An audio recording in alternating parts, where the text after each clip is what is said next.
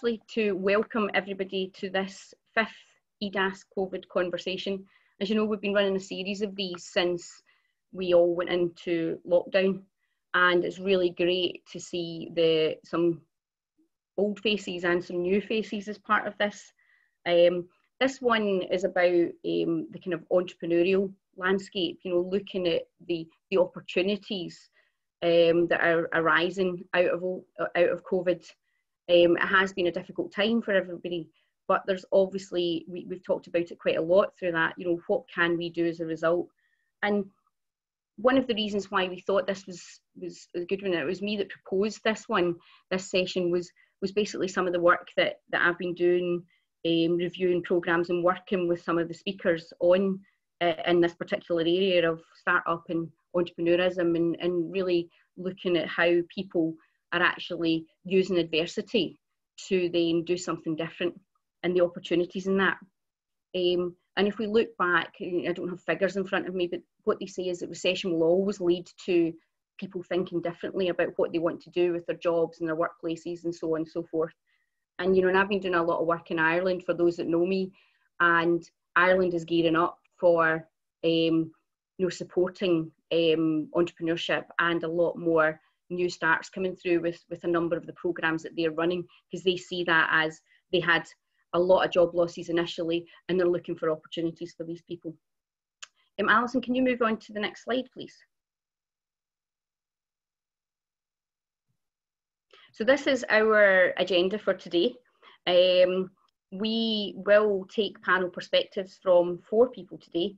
Rachael Brown, who's the Chief Executive of the Future Economy Company and convener of Scotland Can Do, and she has lots of other different things that she's actually involved in, and will give a really strong perspective, especially from the kind of social economy.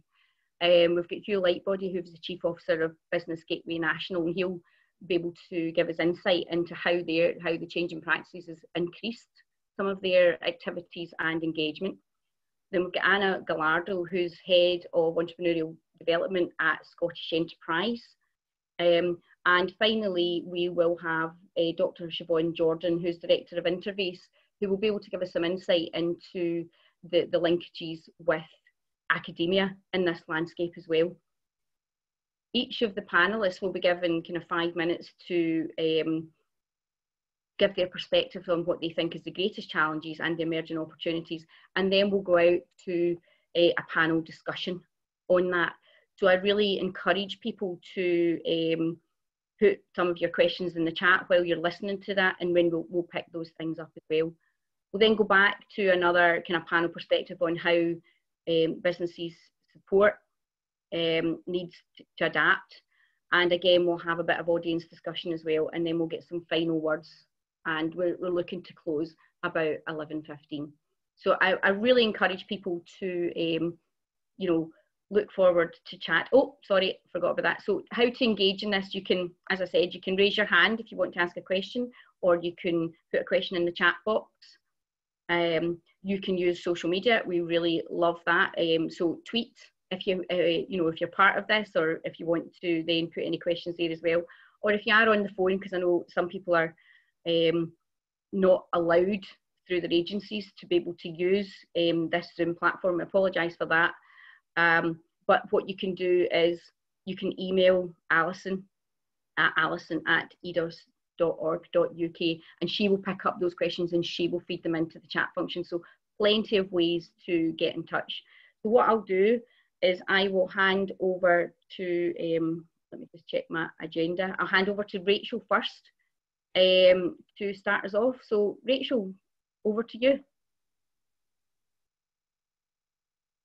Oh, wait a minute. Yeah, that's great. Yes, we're all unmuted. It's that awkward moment. We're still making sure that we can all unmute each other and see each other and all that stuff. So I'm delighted to be here. Thank you so much for asking me. I am going to be a stickler for time and do exactly 5 minutes, so my stopwatch is on. So for those of you who don't know me, and for those of you who do, just a quick recap. I'm Rachael Brown, and as Suzanne said, I'm Chief Exec of the Future Economy Company, and also lead a merry band of entrepreneurial support agencies around Can Do, which is around about 60 at the moment, and I'll tell you a little bit about that. But then the interesting thing for me at the moment is the Future Economy Company is focused on the future of our economy being centred around creativity and social impact. And about a year and a half ago, when we were talking about that, people thought we were a bit nuts. They were like, that's great, Rachael, but what we need is a bigger business to do this or a bigger business to do that. And we saw in January that the world was changing. And we saw quite quickly in March, the world had changed. And so for us, there's some really interesting things about the greatest challenges and the emerging opportunities. The greatest challenges that we have we've been thrust into an environment that for many people was comfortable and for many people was uncomfortable. And we're now thrust into an environment where we're trying to get to the same outcome that we've always tried to get to. We're trying to get to more jobs. We're trying to get to more movement in our economy. And that's not necessarily a bad thing, but we're misunderstanding the jobs that are available. And that's one of our biggest challenges. The other big challenges is that we have old structures with new money. There needs to be new ways of doing things. And the structures that we have up until 6 months ago were not geared up for the landscape that we're in. So if we think about all of the situation that we're in now, we've been working remotely for probably 5 or 6 years. We've been delivering business support online for 5 or 6 years. But if I never turned up to a meeting prior to COVID in Inverness or in London or in Dublin where I was asked to participate, I was seen as a bit of a skiver. Now we've got a global audience everywhere. We can all jump in onto Zoom, Skype, Teams, WhatsApp, whatever we're using, and we can engage with each other. So we need to understand what the barriers are in our old structures to really transform and push forward the new money, the new jobs, the new entities that can emerge. Last recession, we saw the emergence, in 2008, we saw the emergence of Uber, we saw the emergence of Airbnb, a whole range of interesting businesses that became big businesses in a short space of time. I'm actually quite interested and excited about the emerging opportunities because now we're much more socially aware. Now, purpose-driven entrepreneurship is much more accepted widely, especially in Scotland, in the way that we want to support and deliver that. So imagine what is going to come now. But the key lesson that we have to take on board is when in 2008, when the recession happened and Airbnb emerged, people didn't really understand it. People didn't really understand Uber. How can we have a taxi service that doesn't have any taxis? How can you have a hotel service that doesn't own any properties? And that really is going to be one of our crucial key challenges, how much we understand the landscape that we're actually operating in.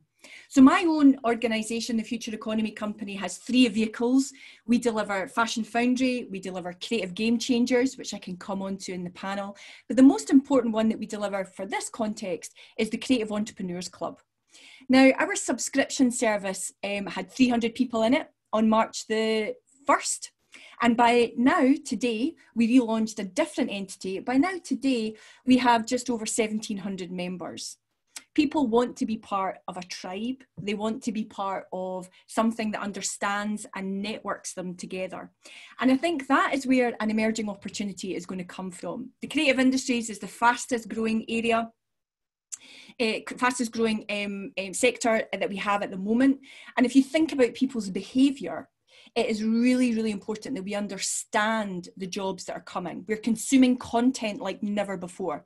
We have Netflix, we have Amazon Prime, we have new stuff from BritBox, sorry. We have Now TV. There are a whole range of ways that we consume content, and that content has a creative and social supply chain.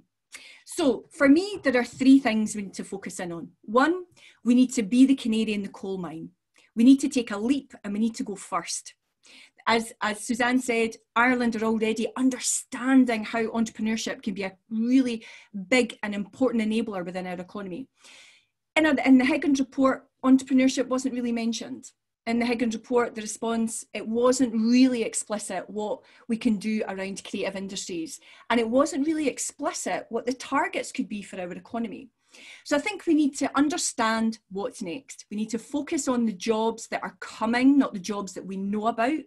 And we need to focus in on how we create the new money to flow differently through. If we have to use the old structures, fine.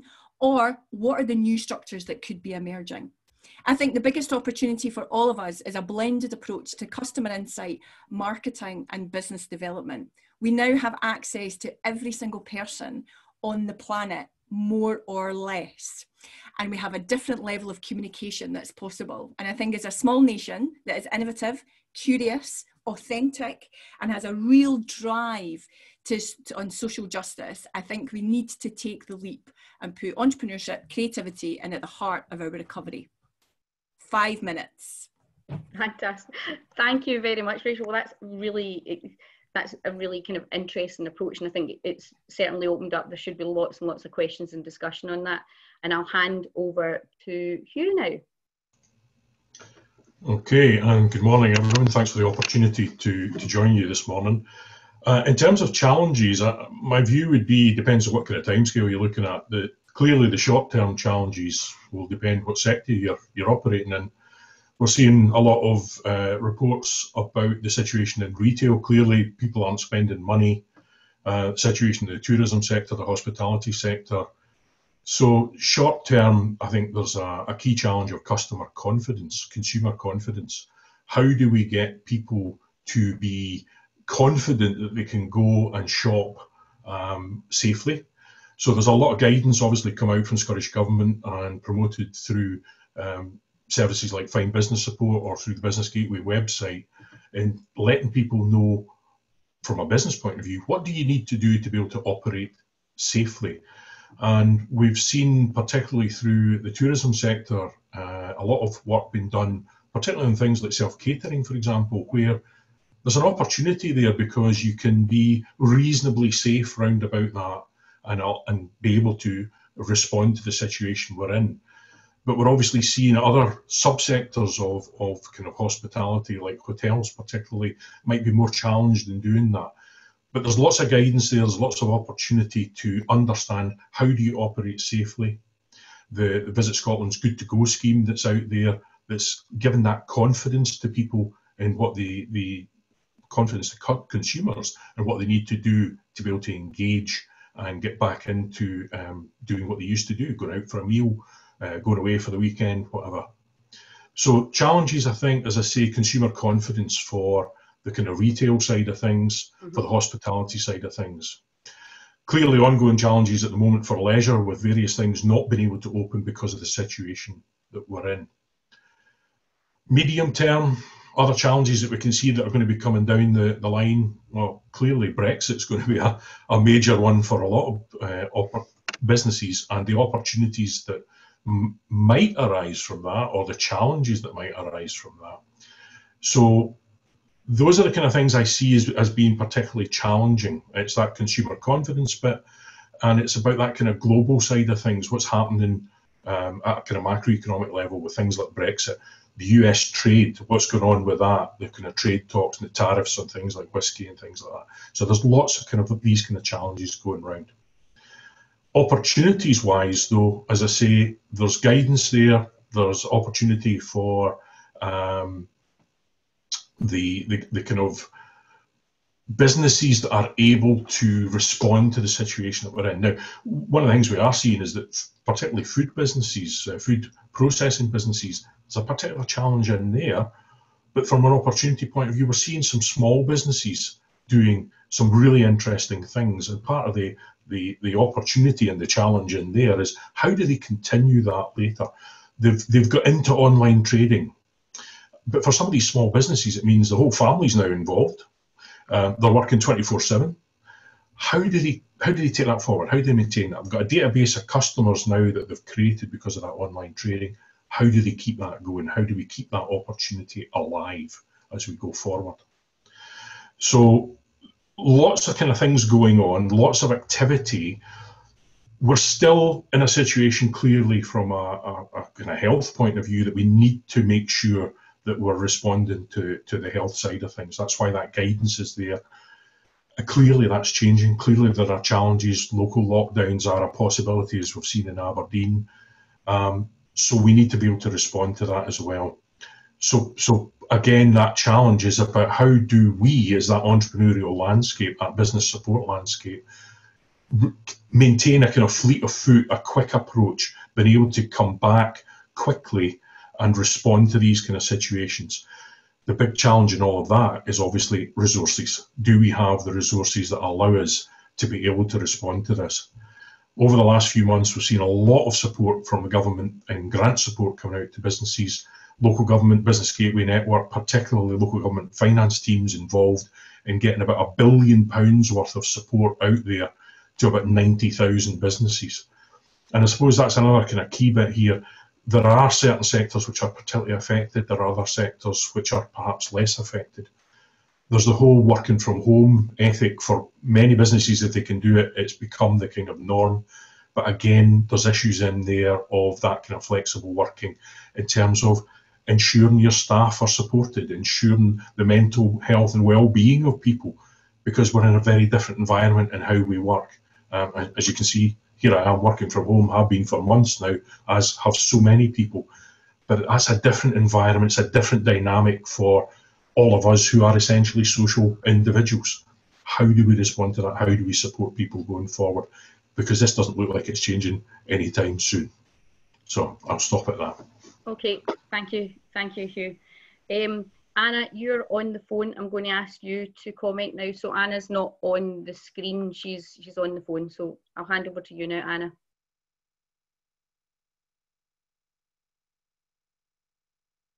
I just think Anna is unmuting.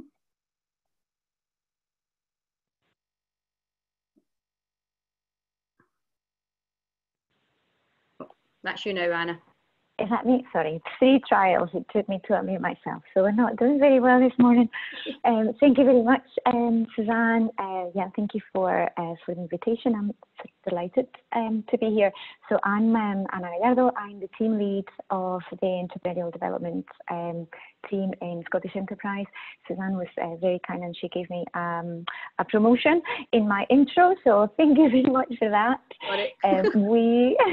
It's perfect. No, I was it sounded very, very good, but just in case I start getting congratulation messages from people, and for those that know the structure within SE, so we essentially deliver a portfolio of projects that both stimulate entrepreneurship and increase entrepreneurial capacity for those that are not familiar with us.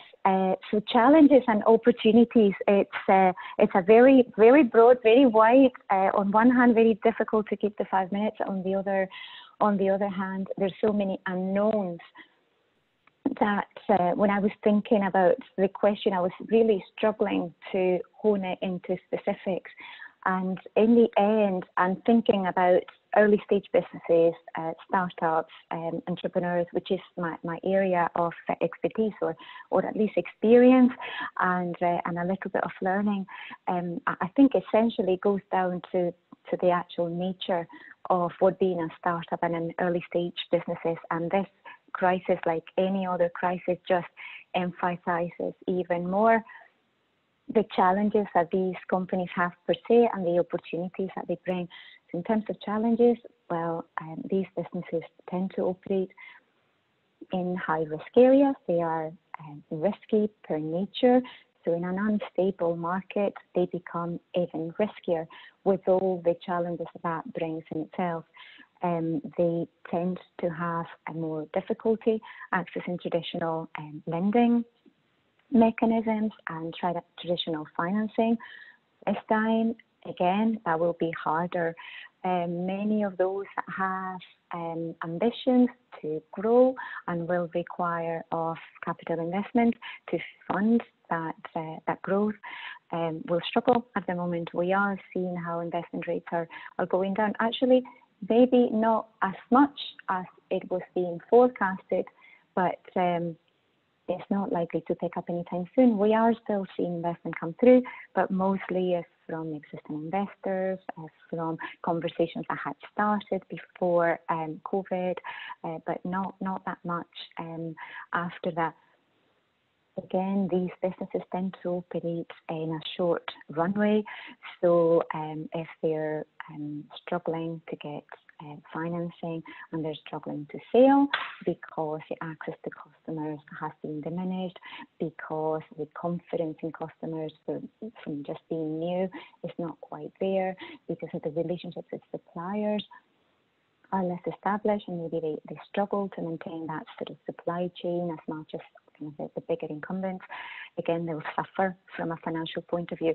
So all in all, they'll find themselves in an even more precarious situation than the very own nature of starting up will bring. So they'll be more volatile and more vulnerable to the crisis. I think it's also important to mention the human impact that the crisis can have in these companies, even more than in a larger business. They tend to have smaller teams, so any pressure gets amplified by hundreds. So it's like a pressure cooker.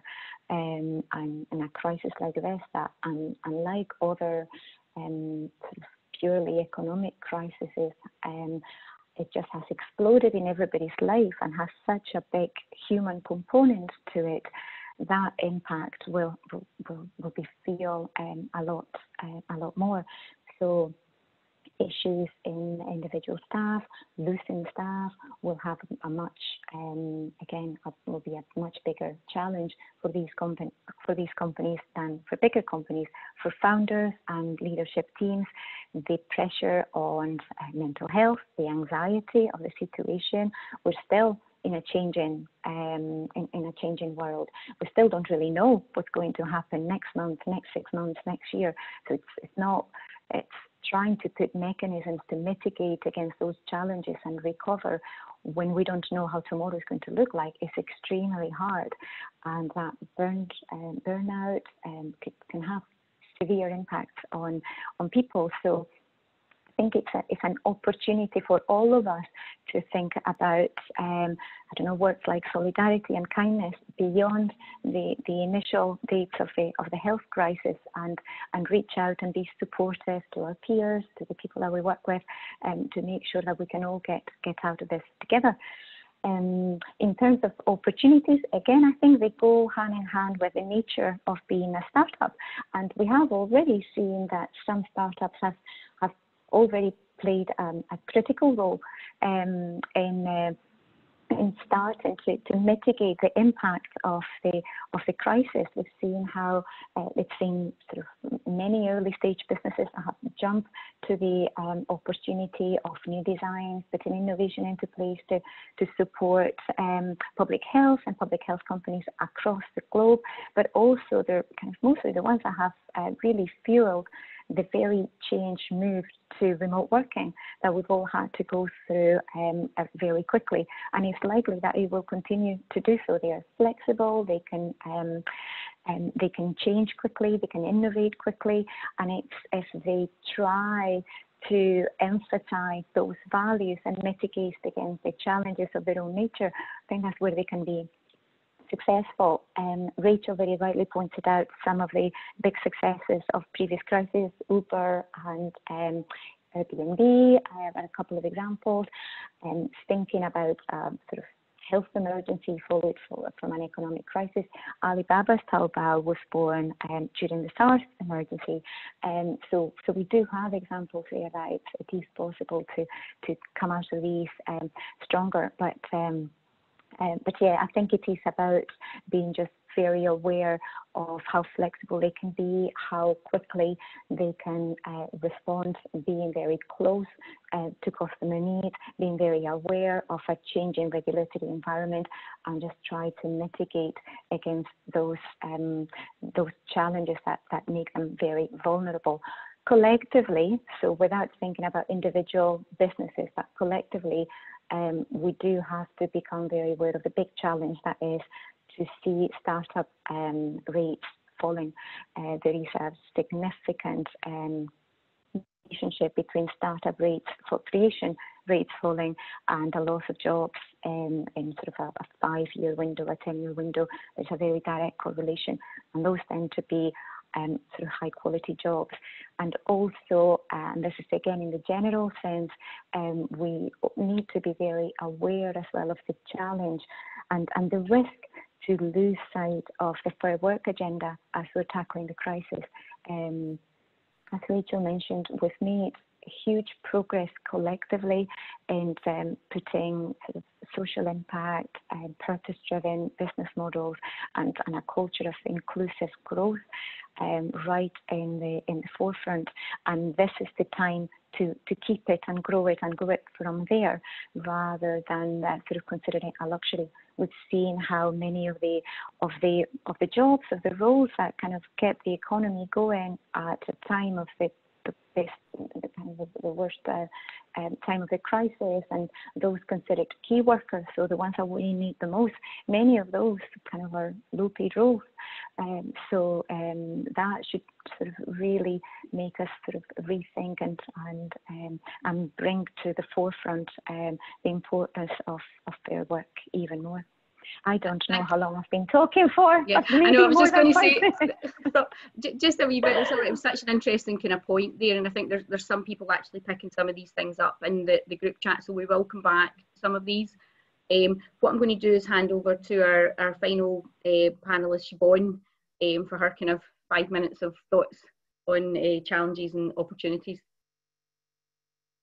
Thanks very much, Suzanne. And for those of you who don't know me, I'm Siobhán Jordan. I'm founding director of Interface, which is an impartial service for all companies, no matter where they're based, to link the business requirements to any of the academic disciplines within the world-leading universities and colleges across Scotland.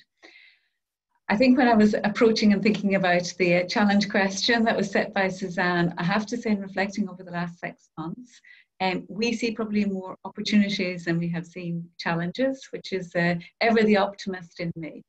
I suppose some of my thoughts that I'm going to share over the next 5 minutes are very much colored by what we've seen and witnessed by businesses on the ground over the last few months. And I think one of the, reflecting back on Rachael's thoughts, what we have really seen is a huge entrepreneurial spirit by many of the businesses. And if you think about our role, really we're hearing the needs of businesses and translating those into opportunities that academic teams can come and help businesses perhaps overcome some of those really challenging questions.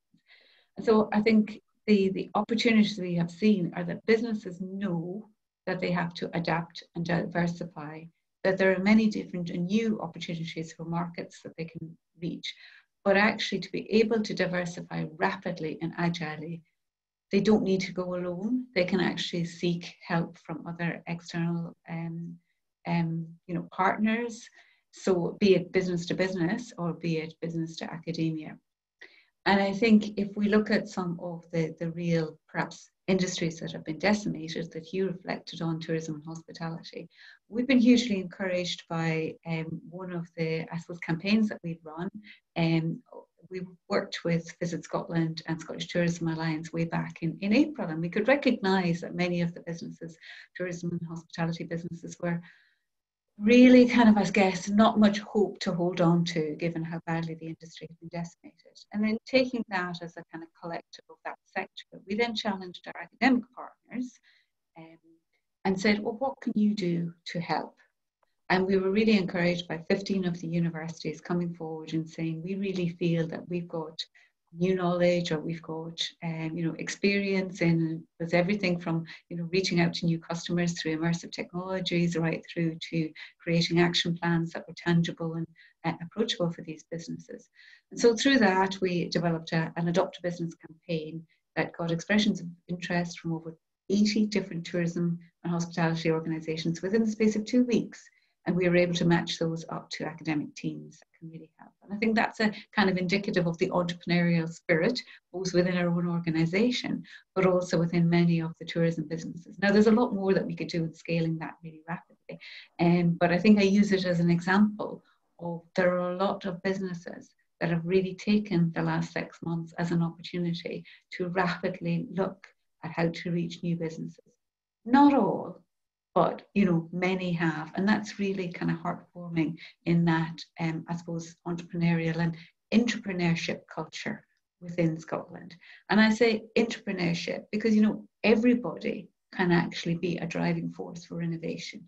If we look at all of our organizations that have kind of pivoted to adapting to online, to looking at how we do outreach in new ways and reaching customers, etc., all of us have had to really be quite futuristic, I guess, in terms of working with ways. But I think if we look at one of the great opportunities around this is people make connections. We can use the best digital platforms in the world, but actually at the heart of all of this are actually people. We still need to reach out. We can't kind of, almost although we're all working from our dining rooms or otherwise, we still need to have that human factor. And whilst, many of the people that we're working with, maybe kind of have really challenging home situations or really challenging within their businesses, I think that ability to reach out, be proactively empathetic is a huge opportunity. And I think that's where there's an opportunity for us as collectively, as organisations that are working with businesses in Scotland, to really share our collective insights. And perhaps that's an opportunity we can explore in terms of the business support organisations in the second part of this discussion. But, looking more at, I suppose, the opportunities and the challenges around connecting universities and businesses together, and that's the area that we work most closely with. I think we've been hugely encouraged with even, programmes like the Converge Challenge, which help both student and staff spin out companies or start-up companies from the academic base. Their number of new applications to the Converge Challenge through June were really one of the highest numbers they've ever seen. We at Interface have just kind of completed our last 12 months. And again, we've brokered the highest number of collaborative research and development projects ever since our 15 years of history.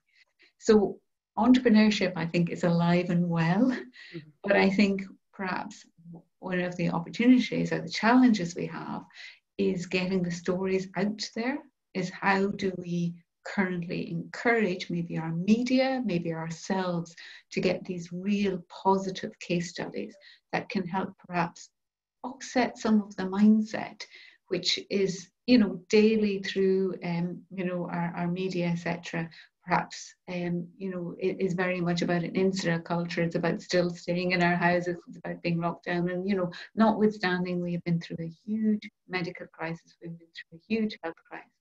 But there is a lot to hold on to hope for. Mm-hmm. And I think collectively we might have a great opportunity in being able to, I guess, show some positivity that has emerged, particularly through the entrepreneurship.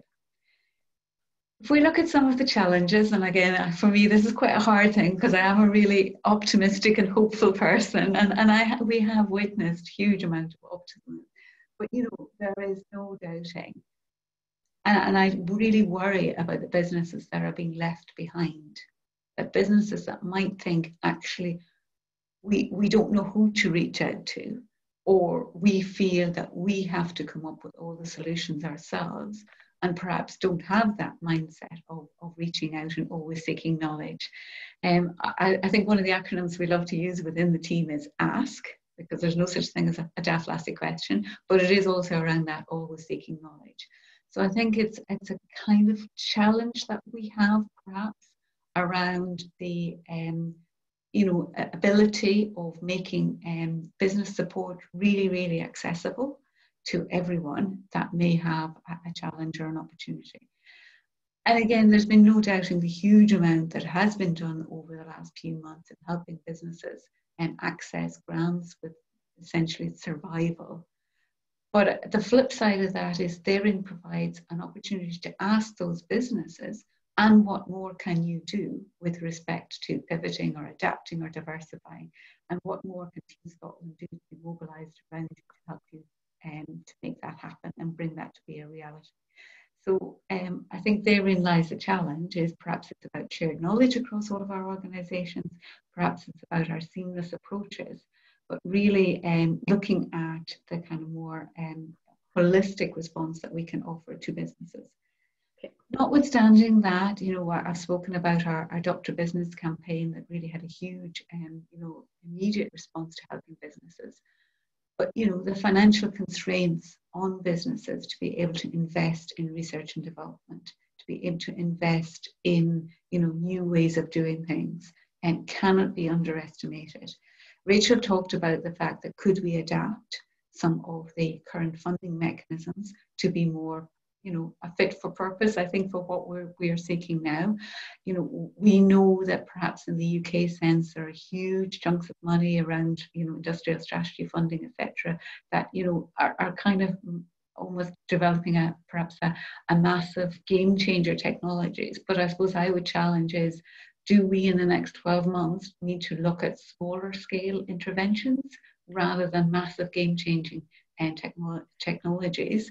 And can I hold you on that point, Siobhán, because I think that's part of the final question that we're going to be talking about here, and how we can maybe look at our business support landscape. And you're starting to, so I'm going to stop you on that, because I think it's some really good points, but I quite like for that to be grouped together. So that's been really, really interesting. We've certainly gone through a lot of different perspectives on challenges and opportunities, but I think what I'm taking home from this session, and I'm going to ask some questions in a minute, because there's been loads of questions there, is that whole entrepreneurial spirit. And I like that phrase, you know, that because you all described that in one way or another, you know, that yes, we see the challenges, but actually it's more about how do we then kind of maximise the opportunities coming from those.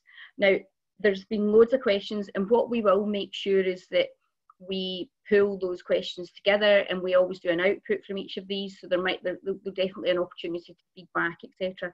There was a question for you, Rachael, and I think it's really interesting about how could we collectively listen better. Oh, sorry, that's my phone going to go off now, so I'm going to put me on mute just now. So how could we collectively listen better to the needs and wants of our communities and regions? So I'll fire over to you, Rachael.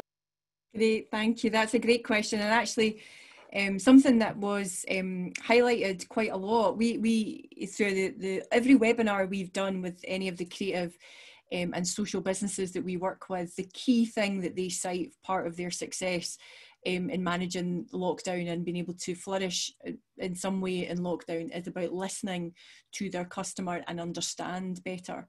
I think one of the challenges that we have is that we're always asking questions. We do hundreds of surveys. There's always a survey about how do you feel about this? How are you coping with that? Have you accessed this? And I'm not entirely sure we really listen to the answers or ask the right questions. If you look at people's behaviour, I'm always fascinated by people's behaviour. And in lockdown, we've seen really interesting behaviour from a consumer point of view around consumption of content. So it's interesting to hear other colleagues talk about consumer confidence. And it depends very much, all of this depends very much on which sector you're looking at and what lens you're looking through. Because in customer confidence, in terms of e-commerce and which is different from online selling, so we can maybe come back to that point, from e-commerce and from the creation of content, how we're engaging with things, how we're looking at things, how we're consuming Netflix, just as a dead easy example. People's behaviour is changing rapidly. And I'm not sure we're open, this is about having bright ears and bright eyes, I'm not sure we're open to really understanding what the questions we should be asking are. So in order to listen better, we need to challenge the why and help with the how. And I think one of the problems we've got is that we ask the questions within our own frame and within our own framework. So we'll ask questions, but we might just end up implementing what we want to do anyway, because here are the constraints of our criteria. Here are the constraints of the way that we work. I think one of the key things about asking and listening really to consumers is to observe trends and observe behaviour before you start to ask the question. Where are people congregating and what are people doing? So a really interesting example would be the rise, I love this, the rise in milk bottle sales. So dairies that provide milk bottles that deliver to your doorstep ran out of demand, they couldn't keep up.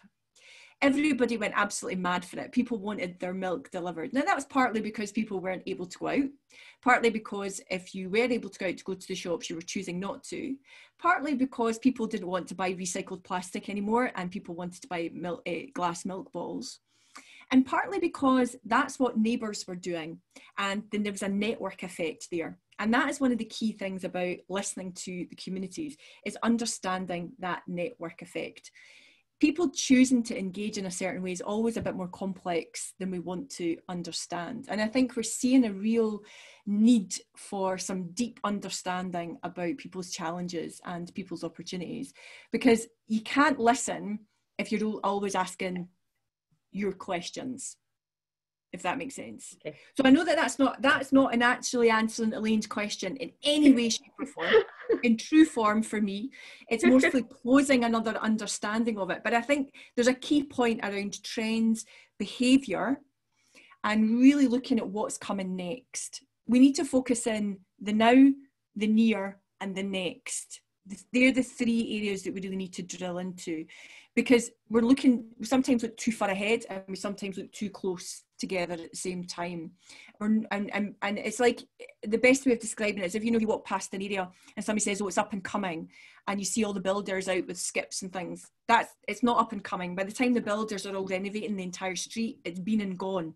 That's not an up and coming area. That's becoming an established area. So I think we need to really understand some of the nuances of behaviour that are going on at the moment, and then construct our asks and our listens around that. Thanks, Rachel. That's all really interesting. I'm just looking at all these questions we've actually got here. We'll never get through them all. There was a question from Audrey Michi at Aberdeen, and she was looking at the churn within business properties, and I think that's something that that people are actually looking, because that doesn't all just impact if there's not people using these properties and become vacant. Think of all the small businesses in and around that service those, the food shops and things, what they actually do. Maybe it's a question for Hugh initially. You might have seen some stuff in terms of like things within food and drink, but how do we then match kind of these investors and property owners? Is there, you'll see that question, it's in the chat, Hugh, is there something that we can do to support that community? Is one of the other challenges, that if we change how we work, and as I said earlier, folk, myself working from home, and I genuinely feel for, we're based in Haymarket. There are so many small sandwich shops, coffee shops around there who relied on the offices round about for trade. What do they do now? Yeah. So there's a massive challenge in there for those businesses themselves, never mind the actual situation with the property and whoever actually owns the property and the landlord. But I seem to see something coming through on the chat from a colleague responding to that question about the property side of things. I don't have an answer on that. I really don't. I mean, it is, as I say, it's one of the challenges for these small businesses, food service businesses, who would have relied on the offices round about them to do business. I just don't have an answer for that one. Mm-hmm. Okay. Does anybody else from the panel wish to comment on, where there might be things that we could do there? Let's see, I'm not getting anybody. Oh, Siobhán, yeah. I think one of the interesting points that we probably see is the fact that because people are working from home and looking to a hybrid model in future, there's a real interest in perhaps looking at community shared spaces as well, which kind of lends itself, I guess, more to the social enterprises as well. Are there opportunities for shared spaces within town centres, etc. So rather than always being focused on the cities, actually that some of the local towns could become hubs for a real mix of people that may work in different organisations, but collectively could kind of start to build also local knowledge. I'm just noting a point there from Audrey. What she's actually saying is in Aberdeen, it's actually the opposite. What they have there is that they've actually got lots of demand for startups properties, but no small properties available in that sense. So it's actually looking at how can we then capitalise on that. I'm conscious of time, and I think I want to kind of get to that next part of the session, which was looking at how does the business support landscape need to adapt. We have talked about different grant funding and things, but those things can't go on forever, and it's how can we use the existing mechanisms and change them. I think we started to touch on that. So I'm going to handle, what I'm saying is this next section we went over, so maybe just 2 minutes on this rather than the 5. So pick your kind of 2 or 3 kind of key messages, guys. So I'm going to hand over to Rachael first.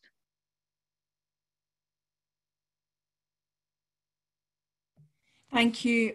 Well, I think I'm going to pick up on a couple of things that have been mentioned in the chat in this, which I think is part of the opportunity we have to reinvigorate the business support landscape, because I think we do need to change it, because we're in new, and I'm going to use the word unprecedented times. It's what has it been, all of 40 minutes, and I've used the word unprecedented just there.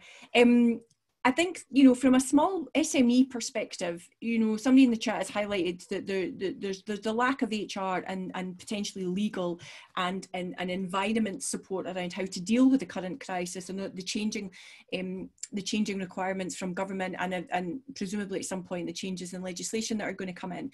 So I think there is a real need for business support to be able to offer that and those functions. Now, I know that we can give the business support landscape can give advice and support around that, but wouldn't it be fantastic if there was something that was actually around hubs of HR, hubs of legal advice that people could congregate to, and those professionals were funded and supported to provide those services. So I think there's something really practical that could be done within the general landscape. My own organisation is a specialist organisation, so we deal within the creative industries and social purpose driven businesses. So for us, there's something really important about the business support landscape changing to understand the needs of those tribes.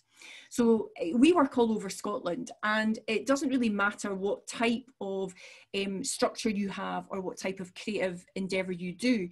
There is a similar thread that runs all the way through it. So I think there's something really interesting about, alongside with the overarching mainstream support that can be almost a one size fits all, and I don't mean that. I don't mean that disrespectfully. I mean that as a kind of coverage, as a blanket, as a cushion and a blanket. That within that there are drop downs in specialist areas. I mean, we know when we've had a focus on oil and gas, for example, in Aberdeenshire, brilliant things have happened. We know that when we focused in on agriculture, brilliant things have happened. And we know when we've also focused in on place-based stuff, brilliant things have happened. So I think the real challenge for us is the rise of the niche and the rise of the specific and the supported environment. It's important also to understand the structures in which they operate, and I can't even begin to talk about procurement because it's just too sad. But there are some challenges around procurement that needs to be addressed. It is not an easy programme for anybody to access, really. And one of the things that we have at Creative Entrepreneurs Club, we have a pool of industry experts who are the advisors, mostly from the commercial and private sector, who all give their time pro bono to engage and support with emerging businesses and up-and-coming businesses. And I think, being able to put that out there as a service across a number of areas is hugely important. Everybody's mentioned that it's about human contact and human engagement. And one of the great things about being online is that we can bring world-class advisors in our own tribe to Scotland that we would never have had access before because we couldn't have got them physically in the room. So I think there's two things: a comfort blanket around mainstream, and I think the rise of the niche and the bespoke, and real expertise in understanding how people can be supported and to develop next. We have a huge range and a huge opportunity to grow businesses that are outliers at the moment, and are currently, not all of our business support landscape can handle that. There's quite a lot of gates to go through and hoops to jump through. So I think there's something, a really honest brokerage would be a point for me to develop. Thank you very much for that, Rachael. I'll hand over to Hugh now for his perspective. I know that you, before we even started this conversation, Hugh, you spoke about the uptake on your services because you've been able to change the delivery mechanism. So perhaps maybe there's something there that you could start with on that. Yeah, absolutely. I mean, not unsurprisingly, like lots of different services, we had to adapt to the circumstances that developed at the start of all of this, because you'll understand that the Business Gateway service, which supports people who are starting business, supports existing businesses. And a lot of that work is done through a program or catalogue of workshops, the kind of one-to-many approach. And clearly, you couldn't do face-to-face. So what do we do? So very, very quickly, what we did was adapted to deliver all the things that we were doing through webinars. And those have been incredibly successful. So if we compare the first quarter of last year to the first quarter of this year, last year we had just over 5,000 people coming through our workshops in that period. This year we had nearly 11,000, more than double coming through the webinars. So part of that would be driven by the fact that people were desperate for knowledge, for information, but being able to reach them and being able to reach more people through that, that online approach, that more digital approach, has been incredibly useful. So we've done that, it's worked, and we'll keep doing that because that's something that clearly has worked. One of the things, when I said it in the chat in response to one of the questions, in terms of that startup activity, it's been quiet this first quarter, but that's perhaps a combination of the confidence of people in starting a business just now under the circumstances. And we've seen a big spike in pre-start inquiries in July, so I think this is the beginning of a kind of wave. In terms of what we need to change, well, in terms of our service, I'm not sure that we would want to change very much in terms of what we do, maybe just how we deliver it, as I say, in terms of webinars. Because the Business Gateway service, local government inherited the service back in 2008, just at the point of the financial crisis. And we had to adapt the service then to respond to the need to support businesses to survive and thrive, to address the local circumstances that are being encountered and to be able to support those businesses in those local areas. Right. Thank you very much, Hugh. That's excellent. Anna, can I hand over to you just to kind of give some couple of minutes on what you think, how that landscape might need to change or adapt in any way for that support landscape, which you're heavily involved in? Yeah, thank you, Suzanne. I'll be very brief, and given that I took far too long before, so really the support needs to be acutely aware of the need that there is short term and the need for longer term, and how those are quite different. In terms of short term, I think both sort of public and private support have reacted very quickly. There is a huge need for financial, of course, which we've already seen in place, huge amounts of money being sort of set in place by public. We had 150 million from the Scottish Government for PERF and Hardship Fund. We're now working through the Early Stage Challenge Fund with another £38 million. Some people will think that's not enough. It is a huge issue that we're seeing at the moment, but definitely the funding is being put in place, and that financial support is being put in place quickly and flexibly to help companies and businesses and startups short term. We're also really increasing the accessibility to support and advice. For us in particular, we moved very quickly, actually before lockdown, we moved all our content online. So as soon as we could see internationally how things were going, we started to move delivery online, which actually had the advantages of reaching certain population that we weren't reaching before. So it's had some pluses. So access to advice and access to funding short term is critical, and doing that quickly is critical as well.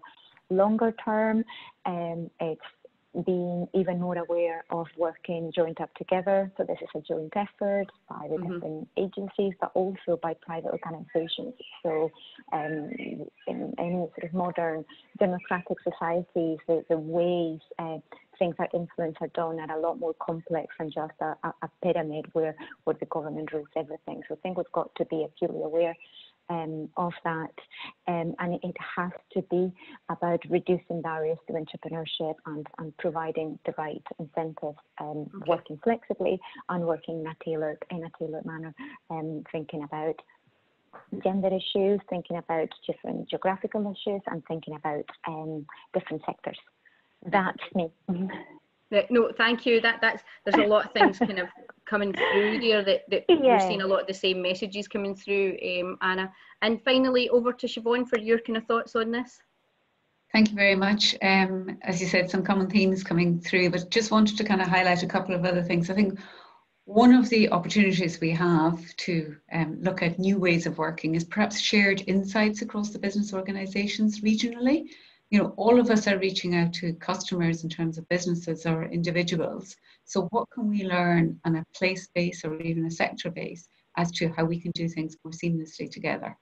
And I think that would be a huge step change probably in the way that perhaps we currently work a little bit in silos, because we're all funded as individual programs and we may have individual KPIs to address. And the Can Do Collective is a way and step forward in that, but I think more could be done in terms of that shared of insights. Just a couple of other things. I think there's going to be a challenge between immediate action and whether we look at where entrepreneurship or startups, etc., can best flourish across on a pan-Scotland level, or whether we need more bespoke, tailored regional approaches. If you're after numbers, you might not start in some of the places, and I've just looked at that in the chat in terms of Ayrshire. So as a Scotland-wide, we need to understand that if we are to do it in a kind of level way across the whole of the country, then individual approaches will be needed, but that will take resource. And I think that also kind of lends itself to, on a collective basis as business support organisations, how do we make sure that the kind of ways that we are looking also bring in the, I suppose, inclusion around social aspects and also around the green recovery. So how do we manage as business support organisations to almost juggle all these asks from government as well as what actually the businesses want? And there's a real opportunity that we sense check with our customers, and perhaps this is around the shared insights as to what do they now want with respect to seamless business support. What will work best for them? And if we're all on a journey of continuous improvement here, then what do our customers seek is a great way of kind of addressing that. I've touched briefly on influence from Scotland to be able to look at perhaps some of the pots of money, chunks, large-scale money, R&D that happens comes through the UK government, and how perhaps they could be better, perhaps harnessed from a more Scottish perspective. And then I think my final kind of, opportunity around all the business support organisations is how can we make the pace, the agility, the digital transformation that we've all worked with over the past 5 months, how can we make that change stick? It's very easy kind of almost make overnight changes because they were enforced upon us. But actually making change stick and not going back to previous ways of doing things, perhaps the old structures or the old systems, is actually much harder. So we need probably just as much entrepreneurship and innovation within our public sector organisations as we do within the fleet of businesses that we're working with. Okay, thank you, Siobhán. We have had lots and lots of chat, and I know people have been picking that up during their spotlights as well. One of the things that I don't think anybody's maybe touched on, and it was often about the unemployment within the young people side of things, and with not a lot of money if you're a new start, and then it's the ability to look at the skills of young people. Is there opportunities then to get more young people to start their own business? Rachel, do you have anything to kind of add to that kind of mix or an answer to that question in terms of maybe from your perspective on that? It's a really interesting point, and I think a really important one, because more and more young people want to take control of their own future. So it's about allowing young people to have that opportunity to make the difference they want to make. So some of the new businesses that we're certainly seeing from a social impact perspective and a purpose-driven perspective are all created by young people. And I think what we need to support young people to do is understand there are a number of routes. It's not just about college, university, jobs. It's actually about what are you creating? What do you want to make? There's some brilliant examples of people being supported across Europe where they have grant schemes for young people who want to start their own businesses and support and mentorship. And I think we should really look very seriously at some of those examples. I think one of the challenges that we have is that we sometimes have the assumption about young people and what they're capable of. I spent many years developing a program called Creative Pathways, which was about young people starting their own business. And some of the young people made terrible employees, but they made amazing employers. And we didn't really see the merit in that. So especially young people from areas that might be considered disadvantaged or areas that might require more support. They were very entrepreneurial and they were very innovative, and the business ideas that they had merit. I think one of the challenges about this is that, and nobody's really mentioned it, we need to, and we've had a pause button, and a lot of people acknowledge we don't want to go backwards, we want to go forwards. We need to acknowledge that risk and failure are part of this recovery. Mm-hmm. And part of the development of that is being comfortable with that, and being comfortable with that we're going to try things that won't work, but we're doing it with the best intentions and we need to move forward. And also taking risks within new businesses and within opportunities. These are not bad things. These are incredibly good, helpful things. I mean, I'm hugely privileged to be involved in Young Enterprise Scotland, and they're one of the key partners in the Can Do Collective. And we've worked really closely together across a number of partners, and the businesses that young people set up are incredible, really, really brilliant stuff. There is sometimes, just to be a wee bit controversial, there is sometimes a comment in the wider ecosystem that's good for them, they've started a business, bless. When actually we should be saying, great, step it up, move forward, let's go. How can we enhance this? Mm-hmm. So we do need something around, I think, around entrepreneurship within organisations, certainly from the creative sector. It'd be amazing to have an entrepreneurship programme within the creative sector across a number of organisations that could support young people to create their own VRIA, all that kind of stuff. There's emerging markets there that another time for another day, but young people are really at the forefront of all of that. Okay, no, that's great. I think what I want to just do now is just have a kind of a final point from each of the panellists. I won't start with you, Rachel, because we'll come back to you at the end there, because I think we've maybe got part of your final point as well. And just, so I'm going to start with Siobhán in terms of just give a final parting thought of advice to our participants. I think in terms of, I think this call has shown that there's no end of enthusiasm to build, to make things differently and to actually make those changes stick. I think the challenge is that we all go back to our own little worlds and our own little kind of perhaps silos and targets, etc., etc. So how and what's the call to action following this? Is it EDAS? Is it who's going to actually help, the business organizations that we're all kind of involved in actually come together and to actually say, well, we're going to risk almost doing things differently, and we're going to risk perhaps sharing insights on a local level, or we're going to risk, making a radical change to our services and how we approach things. And I think it's fantastic to be involved in a conversation like this. But to me, it's and so what? How are we all going to be part of that change movement? Okay, thank you very much, Siobhán. Anna, have you got any kind of final parting comments?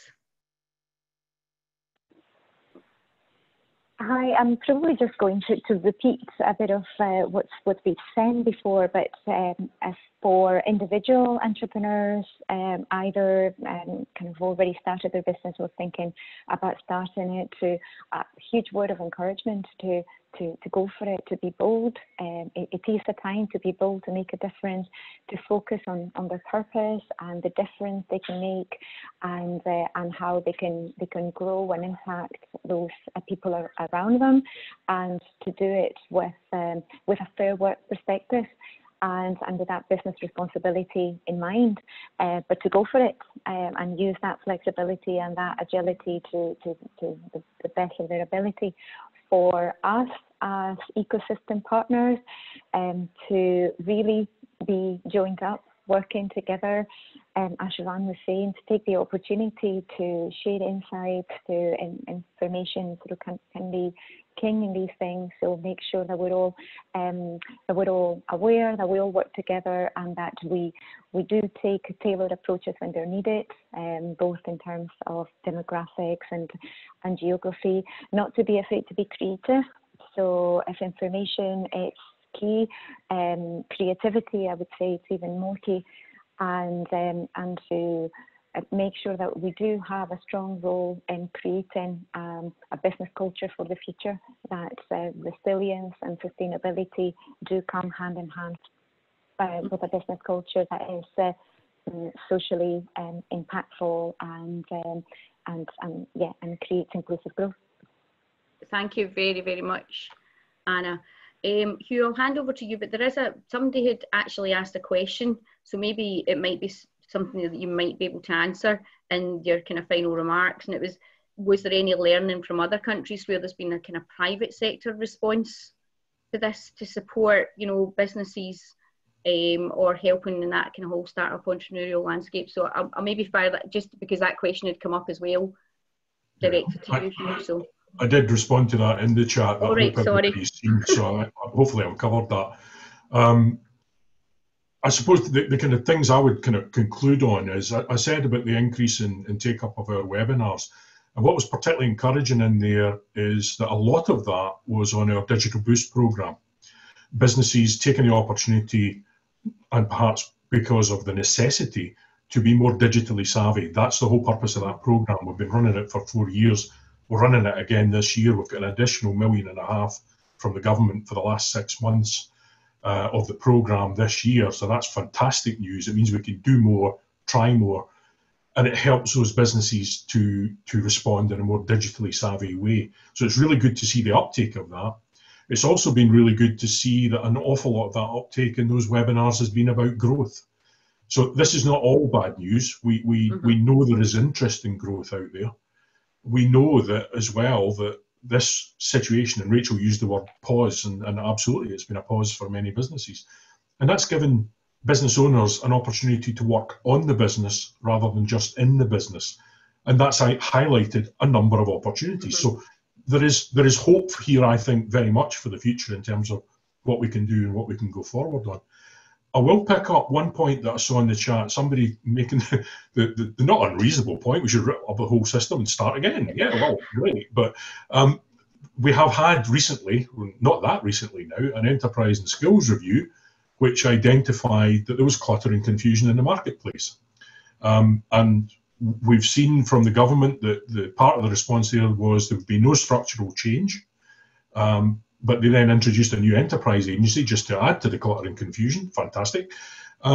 So for me, there are some, I believe, and having been in this business for more than 30 years now, we run the risk of continuing to repeat and do the same things that we've done over and over again. And I think we need a more radical solution, personally. I think we need to be more radical in what we do, particularly if we're going to respond adequately to this massive problem we currently have, this massive, what was a health problem, now an economic problem.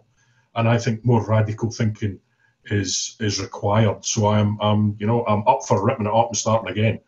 I don't think I'll get much support from that from anybody else, but there you go. I'm sure there's lessons to be learned in all areas here. Just before I hand on to Rachael for a kind of her final comment, we always like to look at these sessions, and we're continuing to keep these COVID sessions going, and there is another one coming up on the 11th of September, which we'll show at the end. Alison's got a slide. So if there's anybody else who's part of this who thinks of other sessions that we might want to talk about, please add them to the chat function. So if you've got any ideas on that, or what you think might be an interesting topic for discussion, debate, and we'll pull a panel together, etc. So yeah, don't feel free to add that to the chat box. Rachael, any final comment from yourself? So, I mean, just sometimes Hugh and I don't agree on much, but we will agree on the absolute need for some kind of revolution when it comes to starting again. So, a couple of things. Just to round off a few thoughts, I think we absolutely need to focus in on collective impact. So what I really haven't touched on is my role as convener of Can Do Collective, which has been mentioned a few times, which is lovely. But we are a group of organisations and entities that are responsible and support entrepreneurial, innovative and creative activity across Scotland. And we have talked endlessly about duplication of effort and endlessly about a cluttered landscape. But actually, what we do know collectively is a huge amount of intelligence about the current landscape and what the future of that landscape needs to look like. So I think there's something about pooling resources together, enabling a collective impact approach. So we have a really honest brokerage and a transparent way of understanding the information we have, and that we stop counting numbers and start focusing in on impact. I think if we're concerned and focused too much on numbers, we will not get the numbers and the support that we need. We need to understand impact. And that's where small businesses and rural communities are hugely impactful. That's where city landscapes and how we create the strategies for success around city businesses is hugely important. So that would be my first thing. The second thing, I think we need to have an honest brokerage around how many hands does the money touch before it gets to the people that really need it. And I'm a true entrepreneur, I suppose, in the sense that I'm constantly working my way out of a job. I lead a support organisation at the moment, but I hopefully one day will not be the need to do that, and the network will run itself.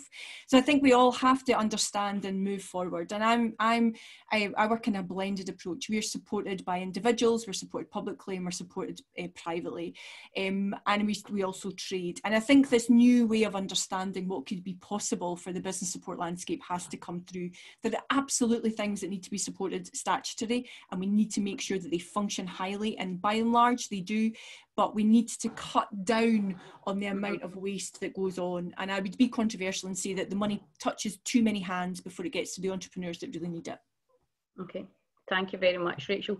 I'd just like to kind of put out a thank to all the panellists and all of our participants today in relation to the group chat has been extremely good. And I know the panellists have been looking into that as well to answer the questions. What I'm going to do now is just hand over to Elaine for a wee, to tell you about our next COVID conversation, and also then just to put a plug for our up and coming courses. So Elaine, would you be able to do that? Oh, there we are.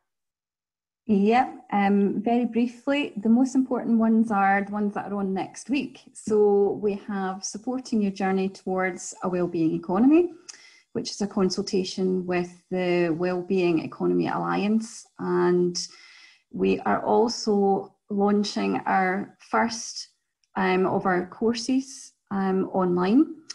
We've been running Introduction to Local Economic Development for a long time now. It's just been refreshed by Graham Roy at Fraser of Allender Institute, and it will cover current strategies, structures and policies, but also look at current risks and challenges that economic development practitioners are facing.